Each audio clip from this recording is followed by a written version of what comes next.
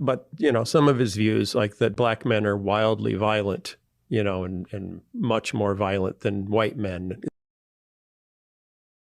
He just misquoted him like a lot of liberals were doing, but I thought he wasn't part of a team. I thought the only team that he was part of was God's team. You told me you were different so that I would trust you.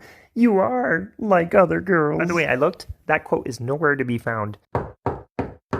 Hark! Who could that be? Why, it's honest context. I know you're not always allowed on the Holy Post, but we'll let you speak your mind here. Let's see what Charlie really said. Anytime we reach racial quotas, we relax the standards. Standards for air traffic control, professors, or college admissions. Therefore, when it comes to pilots or surgeons, if I see somebody who is black, as I said on the show, I'm going to hope that that person is qualified. That's what I said, which of course is legitimate, because they're begging the question, we're not hiring based on merit anymore. We're hiring based on race.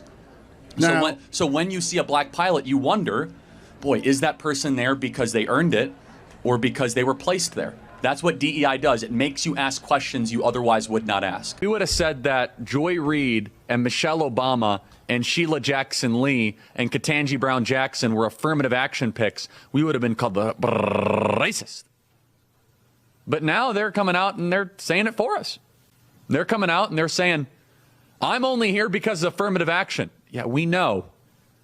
You do not have the brain processing power to otherwise be taken really seriously. I certainly am a product of affirmative action. Matter. Diversity, equity, and inclusion is good for business, and it is good for the economy. When I first became a public defender, I had no criminal defense experience. And I walked in and I told my boss, Charlie, I said, listen, you should hire me. He said, why? I said, because I'm black. Twisting what he says to make him sound racist is why, even to a lesser degree, you are part of the problem. Loving your neighbor includes not lying about them.